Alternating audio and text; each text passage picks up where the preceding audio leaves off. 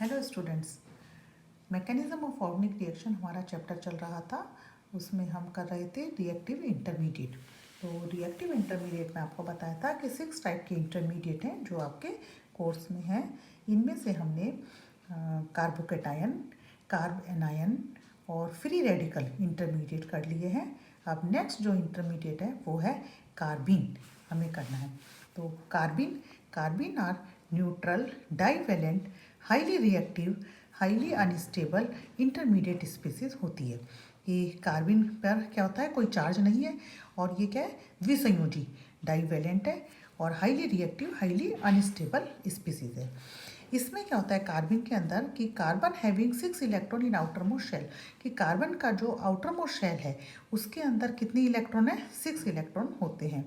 तो 6 इलेक्ट्रॉन है तो इसका मतलब क्या हो गया कि ये इलेक्ट्रॉन न्यून स्पीसीज होगी, इलेक्ट्रॉन डेफिशिएंट स्पीसीज है, इसके पास इलेक्ट्रॉन की क्या है, कमी है। तो एक्ट एज अ इलेक्ट्रोफाइल, ये किसकी तरह से एक्ट करेगी, इलेक्ट्रोफाइल की तरह से एक्ट करती है। फॉर्मल चार्ज जो है वो क्या होता है, कार्बन पर 0 होता है, ठीक है। और हाफ लाइफ टाइम जो है इसका टी हाफ जो है वो नैनो सेकेंड होता है, ठीक। कार्बिन जो है वो कॉन्जुगेटेड बेस ऑफ कार्बोकेटायन है, ठीक है, कॉन्जुगेटेड बेस है कार्बोकेटायन का। और सिंपलेस्ट कार्बिन जो है वो क्या होती है, इसमें मैथिलीन, ठीक है, CH2 और एक ये इसके पास में क्या है, लोन पेयर है, ठीक है। तो हम इसे कह रहे हैं CH2 जो है वो मैथिलीन सिंपलेस्ट कार्बिन है।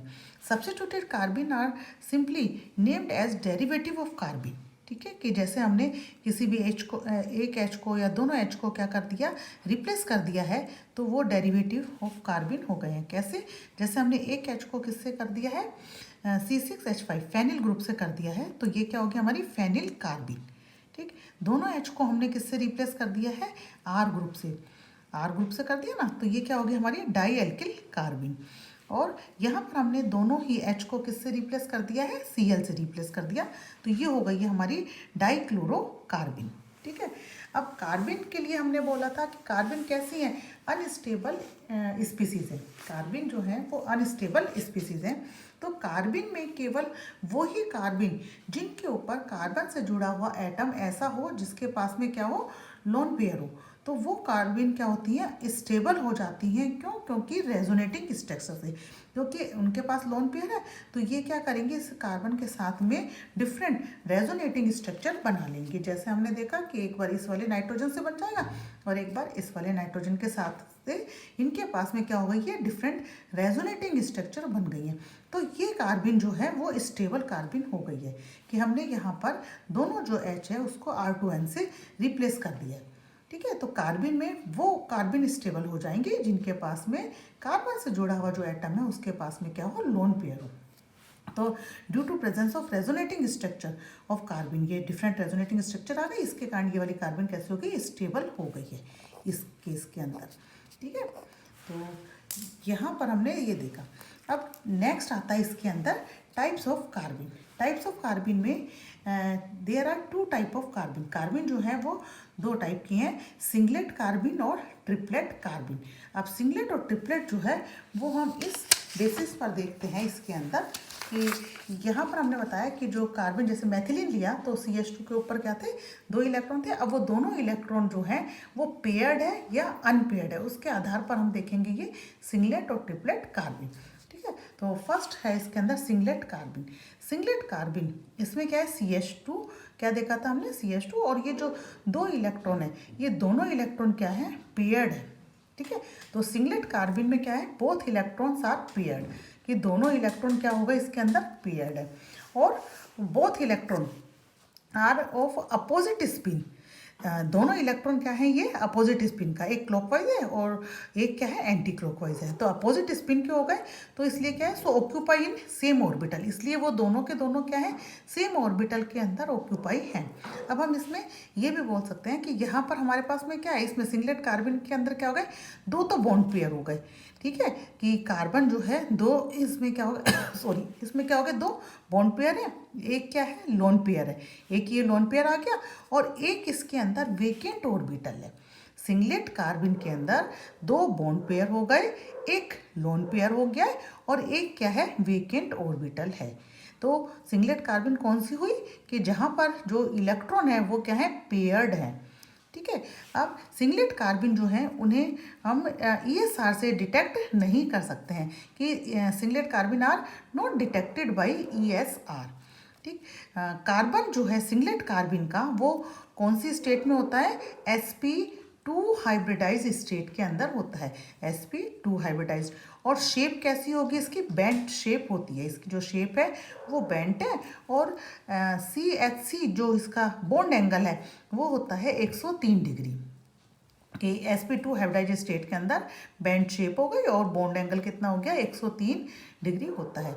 बॉन्ड लेंथ, अगर हम इसमें CH की बॉन्ड लेंथ की बात करें तो जो बॉन्ड लेंथ है वो कितनी आ रही है, 112 पिकोमीटर, 112 पिकोमीटर। अब हमने यहाँ पे बताया था कि दोनों जो इलेक्ट्रॉन है वो क्या है, पेयर्ड हैं, दोनों इलेक्ट्रॉन पेयर्ड है। तो इसका मतलब इसके अंदर अनपेयर्ड इलेक्ट्रॉन कितने हो गए, 0, अनपेयर्ड इलेक्ट्रॉन 0 हो गए। और अनपेयर्ड इलेक्ट्रॉन अगर 0 है तो इसकी जो मैग्नेटिक प्रॉपर्टी है वो कैसी हो गई है, ये कैसे होते हैं मैग्नेटिक नेचर में, डायामैग्नेटिक होते हैं। ठीक है, diamagnetic. They are called singlet. अब इन्हें हम सिंगलेट कह रहे हैं, क्यों, because their spin state is equal to 1। इसकी जो स्पिन स्टेट है वो क्या हो रही है, 1 है। स्पिन स्टेट को हम कैसे कैलकुलेट करते हैं कि स्पिन स्टेट जो है, spin state is equal to 2s + 1 होता है। ठीक है, यहाँ पर जो s है वो क्या होता है, s होता है sum of spin number of all electron, कि जो इनका स्पिन नंबर है उसका जो हम सम कर देते हैं वो क्या निकल गया हमारा, स्पिन, ये s निकल जाता है। तो since there are no unpaired electron, यहाँ पर कोई अनपेयर्ड इलेक्ट्रॉन तो है नहीं। ठीक है, तो स्पिन नंबर जो है वो s इज इक्वल टू क्या हो जाएगा, यहाँ पर एक का क्या है +½ है, दूसरे का क्या है -½ है। तो +½ + -½ जो है वो हमारे पास में क्या हो गया, 0 आ गया। तो अब स्पिन नंबर जो है वो क्या हो गया, इसका 0 है। ठीक, तो अगर हम यहाँ पे स्पिन स्टेट निकालें तो s इज इक्वल टू क्या आ गया, यहाँ पर 0 आ गया ना, s इज इक्वल टू 0। तो spin state is equal to क्या हो गया, 2 × 0 + 1, 2s + 1 के अंदर रखा इसको हमने, तो कितनी निकल गई है, ये 1 आ गई है। 2 × 0 0 हो गया, +1 1 आ गया।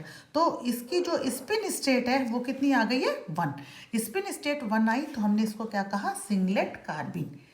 ठीक है, सिंगलेट कार्बन। तो अगर हम इसका डायग्राम देखें तो किस तरीके से हम इसको बना सकते हैं, क्योंकि हमने बताया कि sp2 हाइब्रिडाइज स्टेट में है। तो ये तो इसके क्या हो गए थे, बॉन्ड पे, और एक इसके अंदर प्योर p ऑर्बिटल है जो कि क्या होता है, एम्प्टी होता है। और तीसरा जो ऑर्बिटल है उसके अंदर क्या हो गए, इसके अंदर पेयर्ड है, इलेक्ट्रॉन जो है वो पेयर्ड आ गए और ये कैसा हो गया, sp2। तो इस तरीके से हम सिंगलेट कार्बन को ऐसे लिख सकते हैं कि ये हमारे पास में C के साथ में 2 तो बॉन्ड पेयर है जिसके साथ में वो सब्स्टिट्यूटेड या H कोई भी लगाकर हम कार्बन बना रहे हैं और 2 इलेक्ट्रॉन इसके पास में आ गए। तो ये हुआ हमारा सिंगलेट कार्बन। ठीक है, नेक्स्ट हमारा आता है इसके अंदर ट्रिपलेट कार्बन। ट्रिपलेट कार्बन में क्या होगा, जैसा कि हमने सिंगलेट कार्बन में देखा कि स्पिन स्टेट अगर हमारी कितनी आई है, 1 आई है, तो उसे हमने क्या कहा, सिंगलेट कार्बन। और अगर स्पिन स्टेट हमारी 3 आती है तो कार्बन कैसा हो गया, ट्रिपलेट कार्बन। ये तो हमें समझ में आ गया। ठीक है, अब हम यहाँ पर देखते हैं ट्रिपलेट कार्बन जो है उसमें क्या हो गया, CH2 और ये जो 2 ऑर्बिटल थे हमारे, इनमें क्या है, अब दोनों में ही एक एक इलेक्ट्रॉन रहेगा। ठीक है, एक एक इलेक्ट्रॉन रहेगा। तो इलेक्ट्रॉन को हम कह सकते हैं कि ट्रिपलेट कार्बन के अंदर क्या हो गया, अनशेयर्ड इलेक्ट्रॉन आर अनपेयर्ड, कि जो हमारे इलेक्ट्रॉन थे वहाँ वह पेयर्ड थे, यहाँ पर क्या हो गए, अनपेयर्ड हो गए ये इलेक्ट्रॉन। ठीक है, both electron of same spin, अगर ये अलग अलग ऑर्बिटल में जाएंगे तो ये कैसे हो जाएंगे, सेम स्पिन के हो जाएंगे। इसका मतलब ये हुंस लॉ को क्या कर रहे हैं, फॉलो कर रहे हैं। ठीक है, so occupy in different orbitals, same spin के हैं तो ये डिफरेंट ऑर्बिटल में जाएंगे और ट्रिपलेट कार्बन को ESR से डिटेक्ट कर सकते हैं।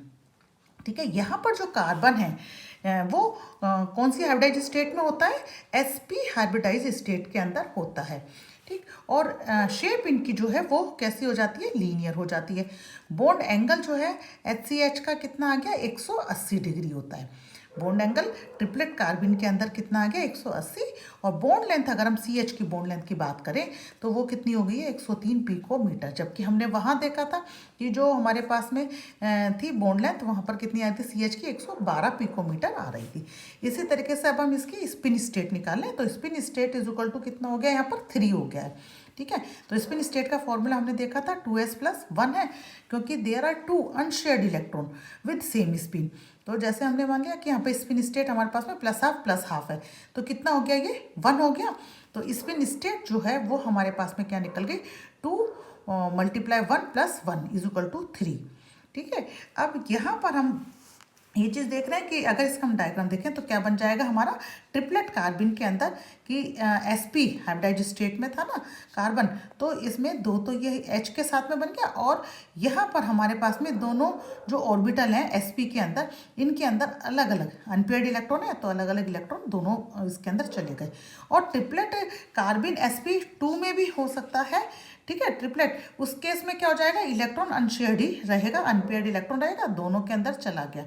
अगर sp हाइब्रिडाइजेशन होगा तो उसके अंदर हमेशा कौन सा बनेगा ट्रिपलेट ही बनेगा, और sp2 में अगर दोनों इलेक्ट्रॉन क्या थे पेयर्ड थे, यहाँ पर पेयर्ड हो गए हैं तो क्या बन जाएगा उसके अंदर सिंगलेट बन जाएगा। लेकिन अगर दोनों इलेक्ट्रॉन अनपेयर्ड हैं तो उस केस में भी इसके अंदर क्या बन जाता है sp2 वाले के अंदर ट्रिपलेट बन जाएगा। अगर ये कैसे हो जाएंगे अनपेयर्ड होंगे, अनपेयर्ड के केस में, और पेयर्ड के केस में क्या हो गया था हमारे पास में सिंगलेट बना था। लेकिन ट्रिपलेट जो sp अगर आता है तो sp में केवल ट्रिपलेट ही बनेगा, वहाँ सिंगलेट का कोई चांस नहीं है।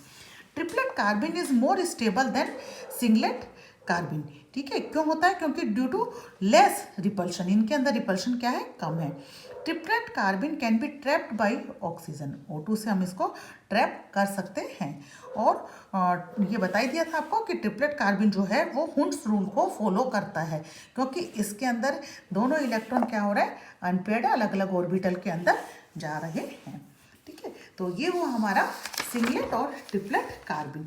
नेक्स्ट आता है इसके अंदर कार्बिन में फॉर्मेशन, कि ये जो कार्बिन है वो हमारी कैसे बनती हैं। तो फॉर्मेशन में हम देख रहे हैं फर्स्ट है इसके अंदर by thermal and photochemical decomposition of ketene, कि जो कीटीन और डाईएज़ोमीथेन है, थर्मल और photochemical decomposition of diazomethane and ketene, कि डाईएज़ोमीथेन और कीटीन का अगर हम थर्मल या फोटोकेमिकल डिकम्पोजिशन कराएं तो क्या बनता है हमारे पास में कार्बिन बनती है। तो डाईएज़ोमीथेन क्या है कि जैसे मीथेन था CH4, उसके 2 H को हमने किससे रिप्लेस कर दिया N से कर दिया, तो N2 जो आया यहाँ पर उसे हम कहते हैं डाईएज़ो। ठीक है, तो ये हो गया हमारा डाईएज़ोमीथेन। इसकी हमने थर्मल या फोटोकेमिकल डिकम्पोजिशन कराया तो क्या बन गया ये सिंगलेट कार्बिन बन गया हमारा CH2 + N2। ठीक है, यहाँ पर हमने अगर हमको सब्स्टिट्यूटेड कार्बिन लेना है तो क्या कर दिया यहाँ पर सब्स्टिट्यूटेड डाईएज़ोमीथेन लिया था हमने, तो ये हमारे एक H को हमने किससे रिप्लेस कर दिया R से कर दिया RCHN2। ये रिएक्शन कराई थर्मल करो या फोटोकेमिकल HNO की प्रेजेंस में, तो क्या बन गया एल्किल कार्बिन RCH, एल्किल ग्रुप आ गया ना एक H को, तो एल्किल कार्बिन + N2।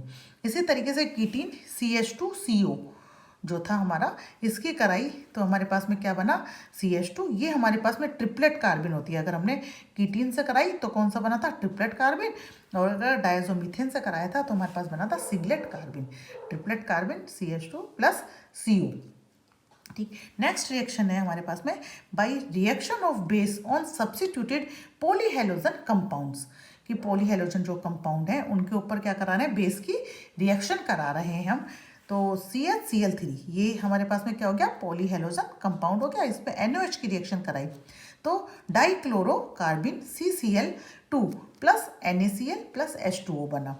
ठीक है, ये जो रिएक्शन है ये कौन सी होती है alpha elimination. Alpha elimination reaction आपको पहले बताया था मैंने कौन सा होता है 1-1 जो एलिमिनेशन है वो अल्फा एलिमिनेशन है, और 1-1 एलिमिनेशन कौन सा होता है कि जब एलिमिनेटेड जो दोनों एटम या ग्रुप जो भी है वो एक ही कार्बन से हो रहे हैं। जैसे यहाँ पर हमने CHCl3, यहाँ पर हम H भी इसी कार्बन से एलिमिनेट हो रहा है और Cl भी क्या हो रहा है इसी कार्बन से एलिमिनेट हो रहा है, तो इसे हम कह रहे हैं अल्फा एलिमिनेशन। तो सबसे पहले हमने देखा इसके अंदर OH की प्रेजेंस में हमने रिएक्शन कराई है बेस की प्रेजेंस में, तो इसमें CCl3 बना, एक जो H है वो एलिमिनेट हो गया और उसी का ही फिर हमने वापस एलिमिनेशन कराया तो Cl जो है क्लोराइड आयन वो भी एलिमिनेट हो गया इसी से ही। तो क्या बन गया हमारे पास में CCl2 डाइक्लोरोकार्बिन बन गया है। ठीक है, नेक्स्ट रिएक्शन है हमारी सिमन्स स्मिथ रिएक्शन कि CH2I2 की रिएक्शन हमने Zn और CO की प्रेजेंस में हीट कराकर कराया। तो यहाँ पर हमारे पास में बना CH2 कार्बिन बन गया हमारे पास में ये, और ZnI2 इसके साथ में साइड प्रोडक्ट बना है। नेक्स्ट हम इसमें देखते हैं हम रिएक्शन ऑफ कार्बिन। ठीक है, रिएक्शन ऑफ कार्बिन के अंदर फर्स्ट हम देख रहे हैं insertion into sigma bond. First हमने क्या देखा, इंसर्शन इनटू सिग्मा बॉन्ड। तो इंसर्शन इनटू सिग्मा बॉन्ड के अंदर मतलब जो CH बॉन्ड है, सिग्मा बॉन्ड कौन सा हो गया हमारा, CH बॉन्ड जो है सिग्मा बॉन्ड हुआ है। तो जैसे हमने देखा ये CH है, इस पर हमने CH2 जो सिंगलेट कार्बिन है इसकी रिएक्शन हम करा रहे हैं। तो क्या हो गया, CH के बीच में क्या आ जाता है, CH2 ग्रुप आ जाएगा। तो ये CH2 ग्रुप आ गया, मतलब ये हमारे CH3 ग्रुप बन गया, CH2H हो ना तो CH3 बन गया। इसमें जैसे हमने यहाँ पर लगा के देख लिया CH3 CH2, ये CH3 था तो इसको हमने खोल के लिख दिया ना, CH3 CH2 और ये H कर दिया, तो ये CH ग्रुप आ गया ना ये। इसके बीच में हमने रिएक्शन किसकी कराई है, CH2 की रिएक्शन कराई। तो क्या बन गया, ये इन दोनों के बीच में आ गया, तो CH3 और CH2H मतलब CH3 हो गया। तो CH3 CH2 CH3 आ गया। ठीक है, नेक्स्ट जो रिएक्शन है इसमें वो है एडिशन रिएक्शन कि एडिशन विद एल्कीन, कि एल्कीन के साथ में एडिशन कराया इसके अंदर। तो एल्कीन के साथ में एडिशन करा रहे हैं, तो ये हमारे पास में एल्कीन हो गई CH2 और यहाँ पर हमने क्या लिया, ये कार्बिन। कार्बिन जब एडिशन करा तो एडिशन रिएक्शन में आपको बताया था, एडिशन रिएक्शन क्या होती है कि एक पाई बॉन्ड ब्रेक होगा और 2 सिग्मा बॉन्ड बन जाते हैं। तो यहाँ पर जो है प्रोडक्ट बनता है वो साइक्लोएल्केन बनता है। प्रोडक्ट क्या बना, साइक्लोएल्केन, कि ये वाला डबल बॉन्ड क्या हुआ, ब्रेक हुआ और 2 क्या होगा इसके अंदर सिंगल बॉन्ड बने। तो यहाँ पर क्या हो गया, ये CH2 आ गया, तो ये क्या बन गया, एल्केन हो गया ना, 3 मेंबर रिंग बन गई, साइक्लोएल्केन हो गया, ये साइक्लो रिंग बन गई तो साइक्लोएल्केन। अब यहाँ पर ये भी एक क्वेश्चन आ सकता है कि सिंगलेट और ट्रिपलेट कार्बिन में किसी रिएक्शन के द्वारा हम उसको डिस्टिंग्विश करें, डिफ्रेंशिएट करें। तो ये हम देख रहे हैं एडिशन रिएक्शन से कि यहाँ पर हम कह रहे हैं कि जब हम रिएक्शन सिंगलेट कार्बिन की करा रहे हैं, ठीक है, विद सिंगलेट कार्बिन रिएक्शन करा रहे हैं, जैसे हमने लिया प्रोडक्ट लिया है हमने, सॉरी रिएक्टेंट लिया है हमने सिस 2 ब्यूटीन लिया है। तो अगर हम सिंगलेट कार्बिन से रिएक्शन कराते हैं तो हम कह रहे हैं कि reaction are stereospecific and stereoselective, मतलब इसके अंदर हमारे पास में जो प्रोडक्ट है वो एक ही टाइप का तो प्रोडक्ट बन रहा है, और प्रोडक्ट भी हमारे पास में क्या हो रहा है कि अगर हम सिस ले रहे हैं, रिएक्टेंट हमने सिस लिया है और सिंगलेट कार्बिन से रिएक्शन करा रहे हैं तो प्रोडक्ट भी क्या है, सिस बन रहा है। ठीक है, और अगर हमने रिएक्टेंट ट्रांस लिया है और सिंगलेट कार्बिन से रिएक्शन करा रहे हैं तो प्रोडक्ट भी क्या बन रहा है, ट्रांस ही बन रहा है। कैसे कि यहाँ पर हमने सिस 2 ब्यूटीन लिया था, ठीक है, कि CH3 CH double bond CH3 CH, तो ये दोनों हमारे पास में एक ही उस पर ना, तो सिस हो गया रिएक्टेंट। तो प्रोडक्ट हमारे पास में देखो, प्रोडक्ट तो पता ही है हमें कि ये डबल बॉन्ड हटा और 2 सिंगल बॉन्ड रख के CH2 बना, तो सेम CH2 यहीं पे हमारे लग गया ये वाला, तो ये साइक्लो एल्केन बना। तो यहाँ पर सिस 1,2 डाइमेथिल साइक्लोप्रोपेन बन गया, सिस ही बना, सिस लिया था तो सिस बना। दूसरे केस में हम क्या ले रहे हैं, ट्रांस ले रहे हैं। यहाँ पर क्या लिया हमने, यहाँ पर ट्रांस ले लिया, दोनों मैथिल ग्रुप जो है वो अपोजिट उस पर हो गए। तो यहाँ पर जो हमारे पास में प्रोडक्ट बना सिंगलेट कार्बिन से रिएक्शन कराने पर, तो ट्रांस 1,2 डाइमेथिल साइक्लोप्रोपेन, ट्रांस लिया तो ट्रांस ही बना। तो रिएक्शन हम यही कह रहे हैं कुल मिलाकर कि रिएक्शन अगर सिंगलेट कार्बिन से कराएंगे तो रिएक्शन जो है वो हमारे पास में कैसी हो गई है कि स्टीरियो स्पेसिफिक और स्टीरियो सेलेक्टिव, कि सिस से प्रोडक्ट सिस बना, ट्रांस से प्रोडक्ट ट्रांस बना, मतलब एक ही टाइप का प्रोडक्ट बना है और हमारे पास में सिस वाला सिस दे रहा है और ट्रांस वाला ट्रांस दे रहा है। लेकिन अगर हम रिएक्शन करा रहे हैं ट्रिपलेट कार्बिन से, यहाँ पर सिंगलेट की जगह हमने क्या ले लिया, ट्रिपलेट कार्बिन कराते हैं, तो reaction are neither stereospecific nor stereoselective, कि इसके अंदर प्रोडक्ट जो है वो एक टाइप का नहीं बन रहा है। प्रोडक्ट कितने टाइप के बन गए हैं? 2 टाइप का बन रहे हैं। और इसमें neither stereo selective nor stereo specific हो रहा है कि मतलब सिस ले तो भी हमारे पास में क्या बन रहा है? मिक्सचर ऑफ बोथ सिस और ट्रांस का। और ट्रांस ले तो भी हमारे पास में क्या बना? सिस और ट्रांस का। कि यहाँ पर सिस और ट्रांस 2 ब्यूटीन हमने लिया कि मतलब सिस ले या ट्रांस ले, कुछ भी ले लो। यहाँ पर ट्रिपलेट कार्बिन से अगर रिएक्शन करा रहे हैं तो जो प्रोडक्ट बनेगा वो क्या बना? हमारे पास में मिक्सचर ही बनेगा सिस प्लस ट्रांस का। ठीक है, लेकिन हमने अगर वहाँ कराया था किसमें? सिंगलेट के अंदर, तो वहाँ हमने क्या देखा था? वहाँ हमने देखा था कि अगर सिस लिया तो प्रोडक्ट क्या बना? सिस ही बना। ट्रांस लिया तो प्रोडक्ट क्या बना? ट्रांस बना। लेकिन यहाँ पर क्या हम देख रहे हैं? सिस लोगे तो भी प्रोडक्ट जो है सिस प्लस ट्रांस दोनों ही बनेंगे, और ट्रांस लोगे तो भी प्रोडक्ट जो है वो सिस प्लस ट्रांस दोनों ही बन रहे हैं।